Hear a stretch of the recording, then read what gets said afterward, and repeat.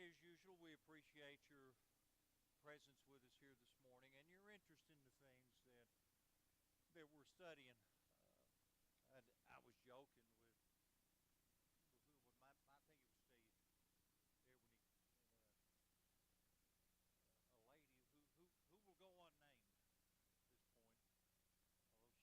it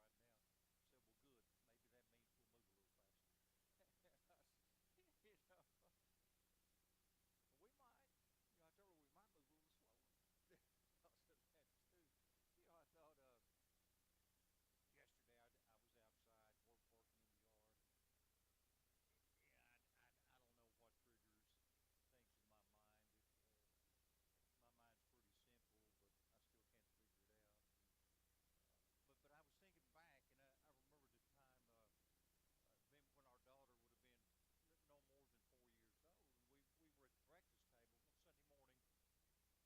there when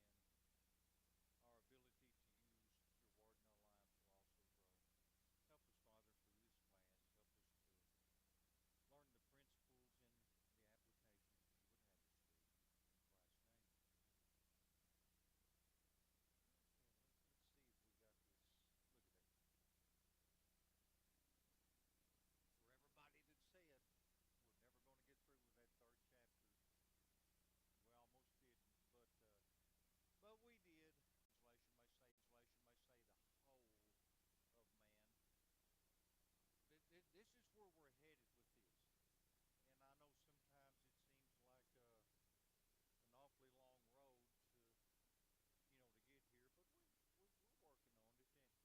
a lady who will go unnamed at this point, although she's back there giggling right now.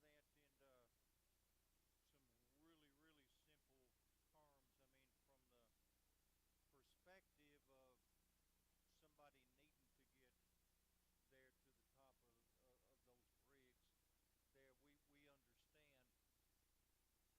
you know, we might.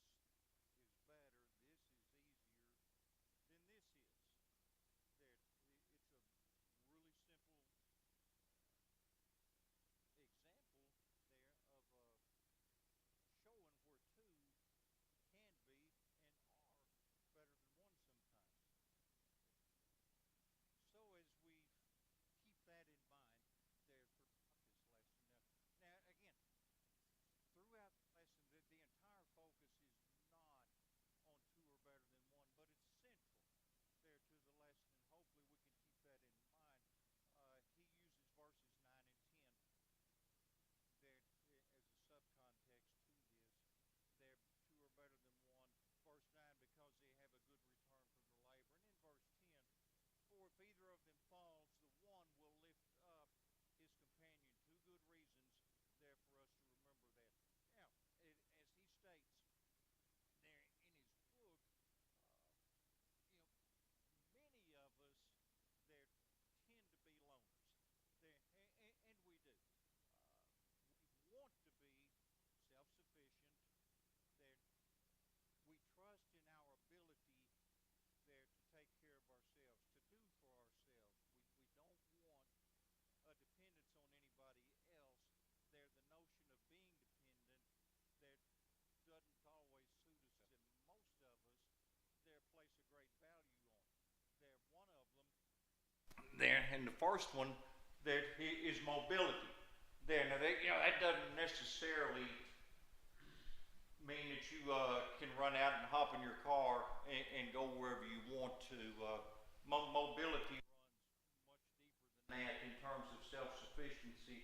Think ambulatory. We want to be able to get from here to that back door.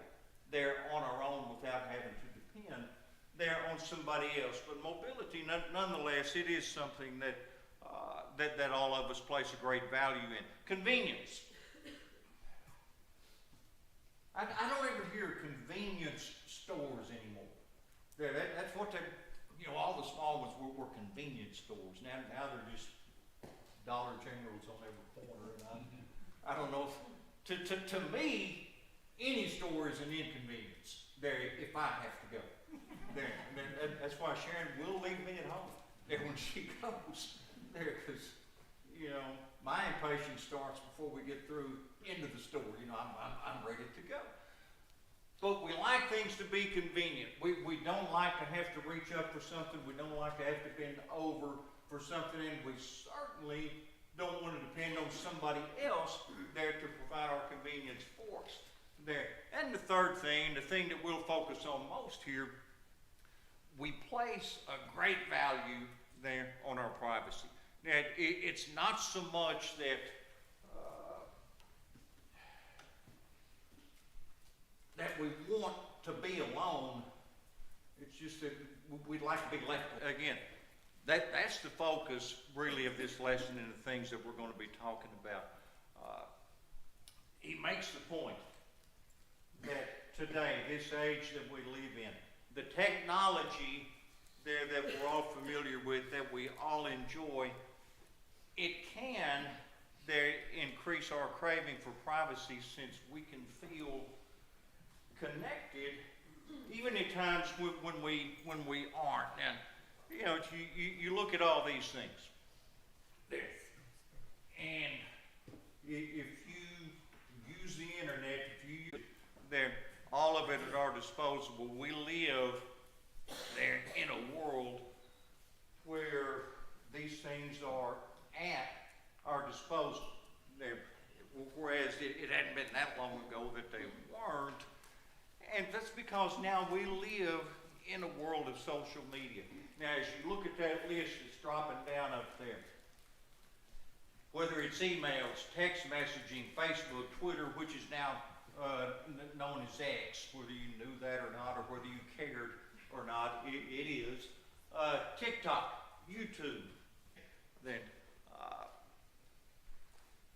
in one sense, we've never been more connected there than we are right now. But in another sense, that otherwise we may not there connect with them.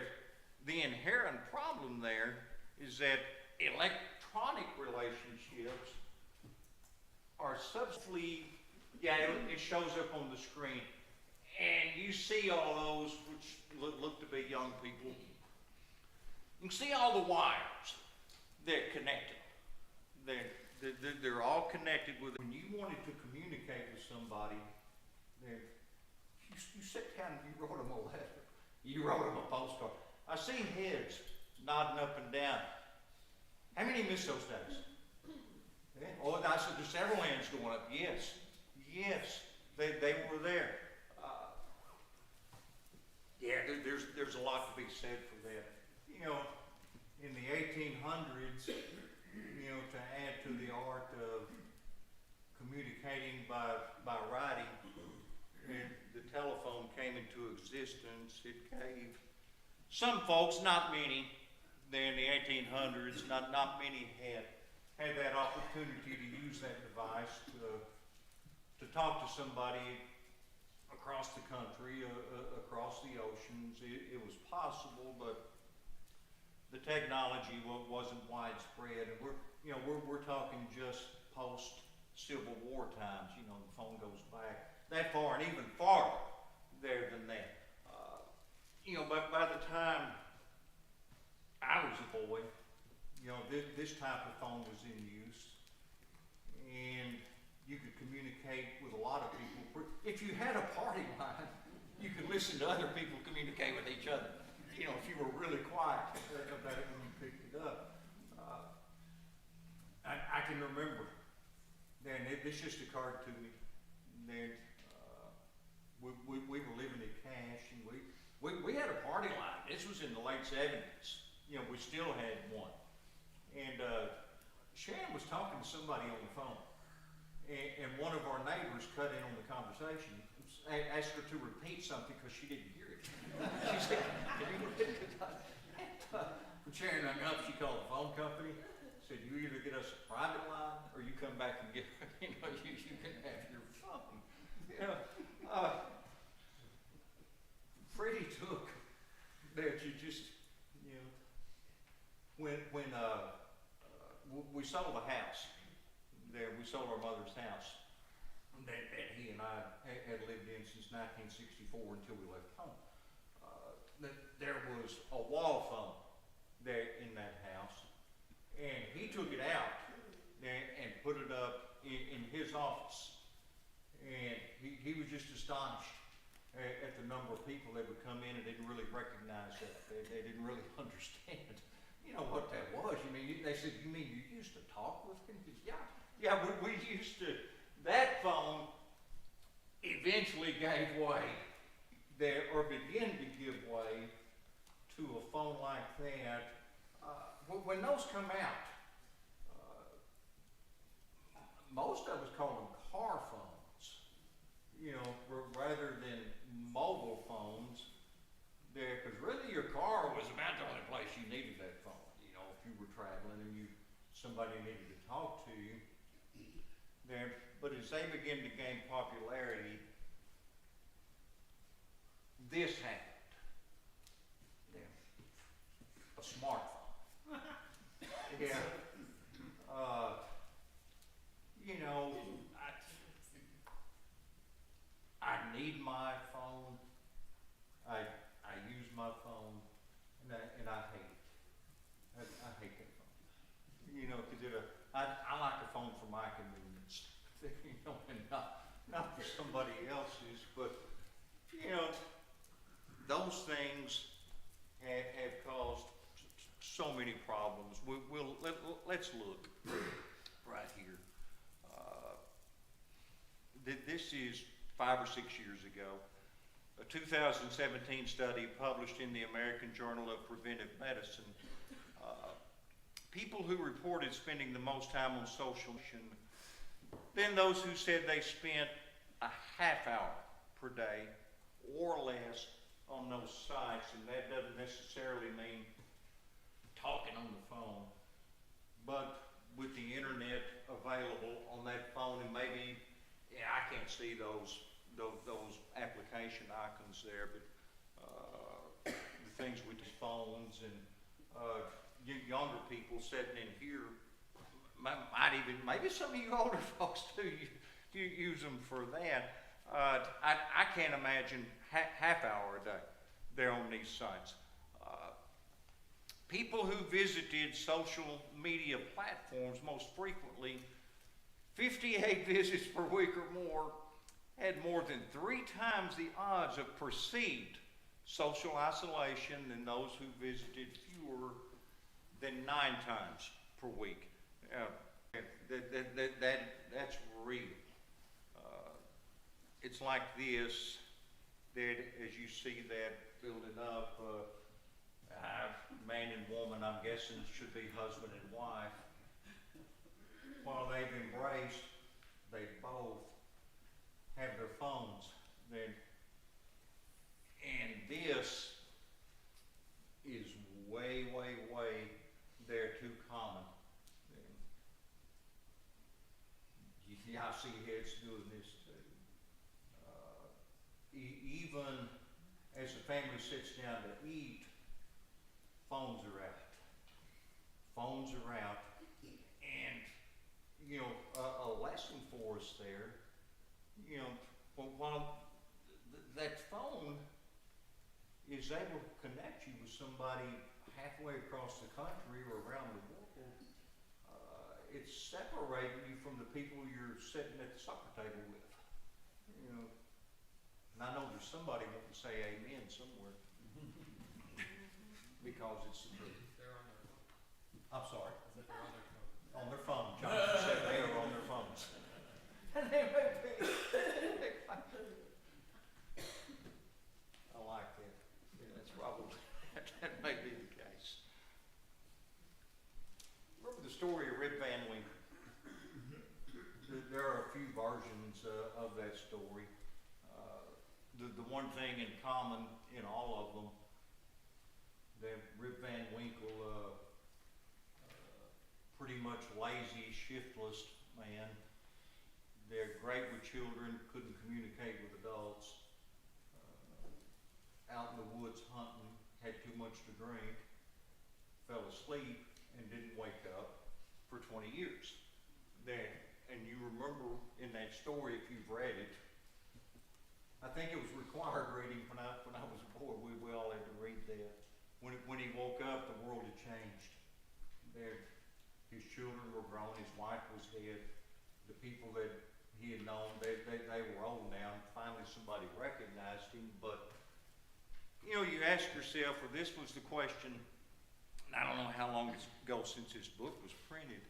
If Rip Van Winkle were awake today after sleeping the past 20 years, he wouldn't believe how well we relate to modern technology and how poorly we relate to people. You know, I would alter that a bit, and I would say, let's say he slept for the last 50 years, and then woke up today, and see the difference there in this world, there, as there was in this regard, there, because it's well, we didn't, when we were kids, some of us in here, there's some in here that weren't around 50 years ago, so you don't know. Take my word for it. It was different, wasn't it, Jane? It was different, yeah. It was, and you know, and it makes you wonder if we went to sleep today and didn't wake up for another 20, 30, 50 years. You know, what is it going to be then? And fortunately, you know, we're not going to have to deal with that. But I think you can see that principle there. The world changes in so many ways, and so many of them, they're not for the better. Now, the one thing here that I think we take consolation in, while the world changes, technology changes, that people that to a great extent just don't change that much. That we go back to the first chapter of Ecclesiastes, there when we began this study, the thing that hath been is that which shall be, and that which is done is that which shall be done. And how does that verse finish? Okay, thank you, Steve. There. And there is no new thing under the sun. There, to a great extent, people are the same today as they were in the time of Solomon. Then, our circumstances will affect us. What is available to us will affect us. People around us will affect us. Then, but still, in this world that God has created, there's nothing new. Even when you look at Solomon, a man surrounded by people, and yet still a loner. And even though that he was like many who reached the top of that pyramid, he discovered, and that's where Solomon was. He was right at the peak of it. And he finds that there just isn't a lot of room to share. And this fourth chapter there of Ecclesiastes, Wilson writes, it's painfully honest, as he, that being Solomon, the preacher, speaks from first-hand experience. And look what, this chapter has its roots in the last chapter. Chapter 3, verse 16. I have seen. And we'll talk about the things that he had seen. The first verse of the fourth chapter, I looked again. Your translation may say, I returned. Verse 4 of chapter 4, I have seen. And, you know, the question then, well, just what had Solomon seen? Just what had Solomon observed. So let's read the chapter, and then we'll move into a discussion of it. As usual, the King James, there will be to your left, the New American Standard, 1995, which that's the version Wilson relies heavily on there in the book, and that's why I use it here. Occasionally, he will use the New King James there along with this. Let's read from the King James. So I returned and considered all the oppressions that are done under the sun, and behold, the tears of such as were oppressed, and they had no comforter. And on the side of their oppressors there was power, but they had no comforter. Wherefore I praise the dead, which are already dead, more than the living, which are yet alive. Yea, better is he than both they which have not yet been, who hath not seen the evil work that is done under the sun. Again, I considered all travail and every right work, that for this a man is envied of his neighbor. This is also vanity and vexation of spirit. The fool foldeth his hands together and eateth his own flesh. Better is an handful with quietness than both the hands full with travail and vexation of spirit. Then I returned, and I saw vanity under the sun. There is one alone, and there is not a second, yea, he hath neither child nor brother, yet is there no end of all his labor, neither is his eye satisfied with riches. Neither saith he, for whom do I labor, and bereave my soul of good? This is also vanity, yea, it is a sore travail. Two are better than one, because they have good reward for their labor. For if they fall, the one will lift up his fellow, but woe to him that is alone when he falleth, for he hath not another to help him up. Again, if two lie together, then they have heat. But how can one be warm alone? And if one prevail against him, two shall withstand him, and a threefold cord is not quickly broken. Better is a poor and wise child than an old and foolish king, who will no more be admonished, for out of prison he cometh to reign, whereas also he that is born in his kingdom becometh poor. I considered all the living which walk under the sun, with the second child that shall stand up in his stead. There is no end of all the people, even of all that have been before them.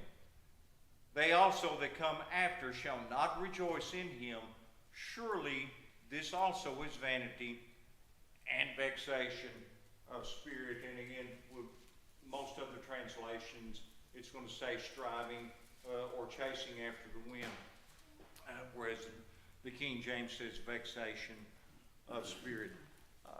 And as the third chapter ended, then Solomon made this observation there in the 22nd verse. I have seen that nothing is better than that man should be happy in his activities, for this is his lot. For who will bring him to see what will occur after him? In that third chapter,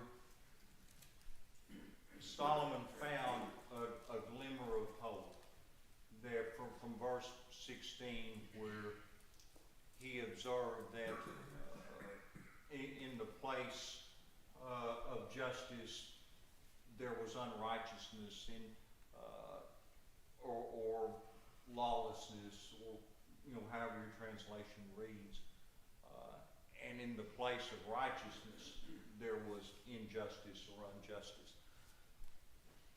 He found that hope, as short-lived as it was, in that he realized that God will judge, that God will judge these things, that God does, that in his time, that he makes all things beautiful, that God does all these things so that men shall fear before him. And with this conclusion, that teaching contentment, that man should learn to be content there in his activities. But as this fourth chapter begins, then understand that it turns into this. While God takes care of his part, in that to everything and he makes all things beautiful or appropriate in his or in its time. On mankind's part, there are some troublesome observations that Solomon takes note of there in this 4th chapter. So let's get into this before we... Bothered by oppression. Probably no one was a greater oppressor than Solomon. And God had warned the people when they wanted a king, this is what it's going to be like. You're going to be oppressed. He was an oppressor. No, yeah, no question about it. And that is the first thing when he says, so I return. And he observed there are these oppressions. Almond, rehope. Yes, just talking about everything broadly in society, that there's oppression everywhere. Yeah, and we're going to cover a lot of those things there, because you're right in that. Well, chapter 3 is oppression really is really no more than somebody with the power to do so subjugating somebody with less power than them. I promise you, if you're a parent, you've been perceived as an oppressor in your kids' eyes at some point or another, because they didn't appreciate this is something altogether different. This is talking about an unjust type of persecution, an unjust subjugation. If you've ever been oppressed, it's likely you don't need anybody to define it for you. You already know exactly what it is there. But what Solomon is dealing with is this: that you're under somebody's foot there if you're being oppressed. Now, let's look at the first part of that verse. Then I looked again, then I returned. Then I looked again at all the acts of oppression which were being done under the sun. Now, let's look at that first, because this ties in there with Alman's comment. All the acts of oppression, and he didn't say which had been done. I'm saying this is a present tense he's writing in. These are oppressions that are being done. But let's look at some of the oppressions that the Old Testament reminds us of. Now, you can go back. You can go all the way back there to the time of Cain and Abel. If there's an oppression earlier than that, I'm not sure what it would be there. But when Abel died at the hands of his brother, that's an example there of oppression, and really it continues throughout there. Ezekiel 22 and 12. In you they have taken bribes to shed blood. You have taken interest in profits, and you have injured your neighbors for gain by oppression, and you have forgotten me, declares the Lord God. So there's an example of oppression simply by charging a high interest rate or an unjust interest rate. Verse 29 of Ezekiel 22 echoes that same thought if you're scribbling in your lesson book. Hosea 12:7, their oppression by using false weights and measures. Put your thumb there on the scale there when you're weighing that bologna out there for somebody. You might weigh a little heavier. A merchant in whose hands are false balances, he loves to oppress. Jeremiah 7:6 and Zechariah 7:10 warns against the oppression of the alien, the fatherless, or the widow. Jeremiah writes, if you truly practice justice between a man and his neighbor, if you do not oppress the alien, the orphan, or the widow. Zechariah writes, dispense true justice and practice kindness and compassion, each to his brother, and do not oppress the widow or the orphan, the stranger, or poor. In Deuteronomy 24, there we find the warning against a master oppressing his servants. You shall not oppress a hired servant who is poor and needy, neither he is one of your country, whether he is one of your countrymen or one of your aliens in your towns. Proverbs 22:16, the oppression of the poor. He who oppresses the poor to make more for himself, or who gives to the rich, will only come to poverty.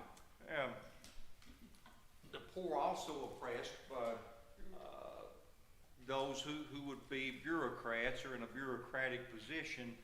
If you see oppression of the poor and denial of justice and righteousness in the province, do not be shocked at the sight. Now we're going to cover that in chapter 5. Those are the words of Solomon as the words of his in that proverb.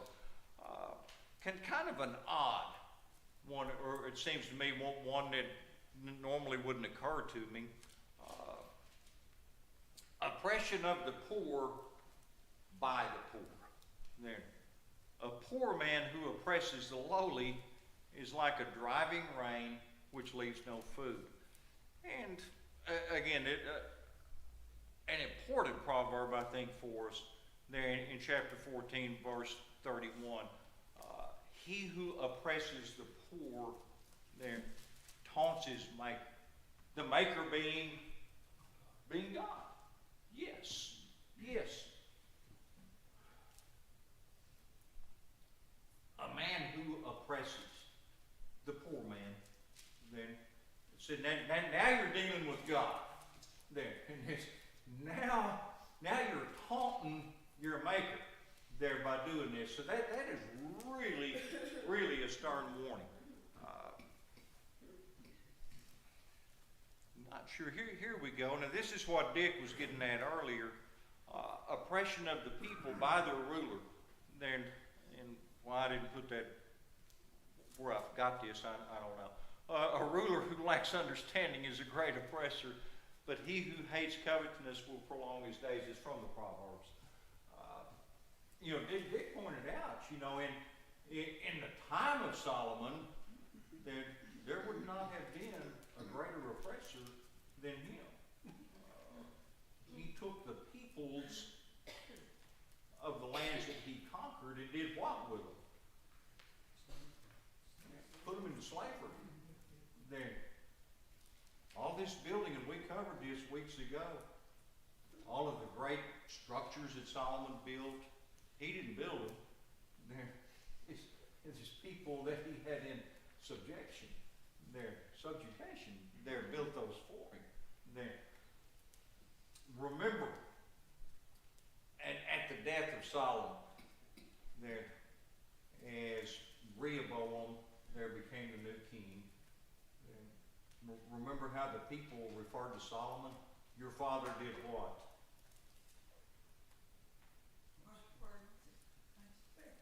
Placed a great yoke on us. Your father placed a great yoke on us. Yeah, you think it was bad under my father? This is going to be a lot worse. My yoke, and again, that was at the advice of his young friends. Rather than counseling the older, wiser men of the kingdom, he consulted his young friends who no doubt thought there'd be something in it for them, and maybe there was. Maybe there was. This is important, I think, for us to understand. Let's look at some of the recognition there of oppression in the scriptures from Job. Chapter 35, verse 9. Because of the multitude of oppressions, they cry out. They cry for help because of the arm of the mighty. Now, that's any people who have ever been oppressed. This is not a simple one-on-one oppression that we're talking about. That's probably what most of us would be familiar with. This is talking about an entire people. The 119th Psalm, verse 134, redeem me from oppression by man so that I may keep your precepts.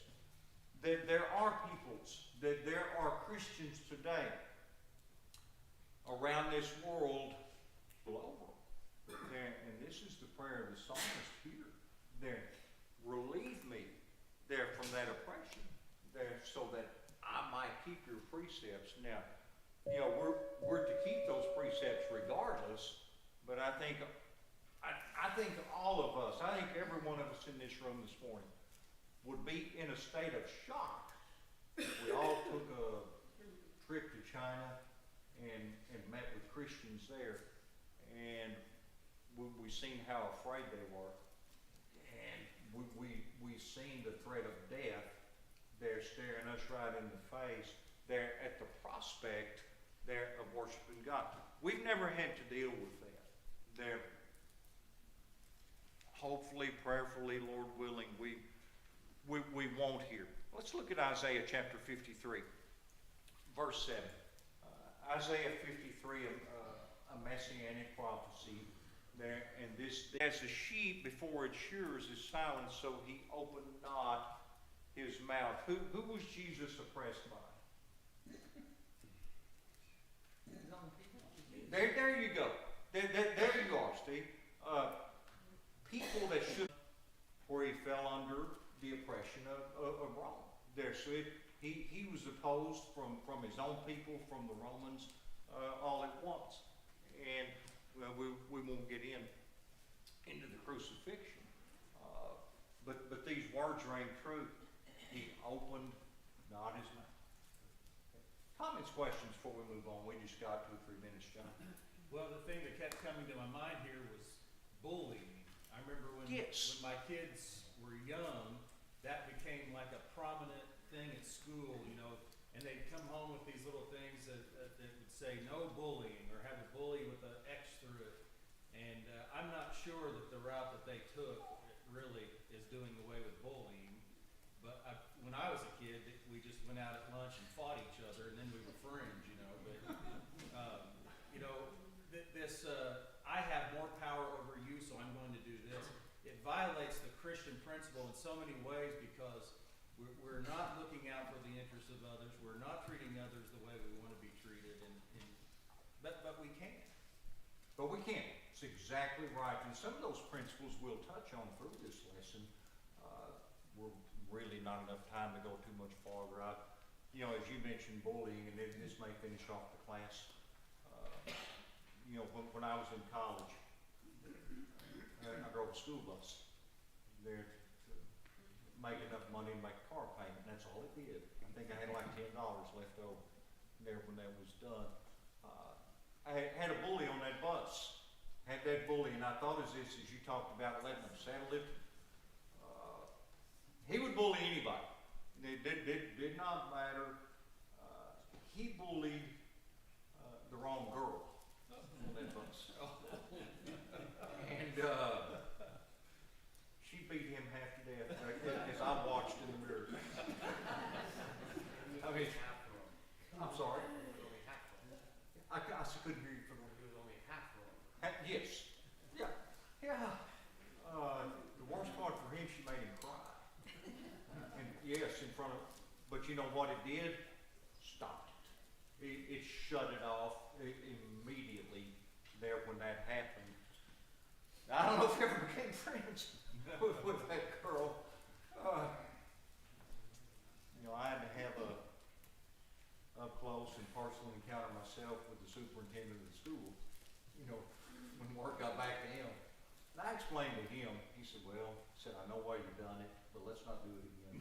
I said, I don't think we'll have to do it again. I said, I think that it's over. So yes, we're familiar. We're familiar with that type of oppression, that one-on-one oppression. The fairy tales we read where there's a wicked stepmother, you know, oppressing one girl while her stepdaughter, while her own daughters do whatever they want.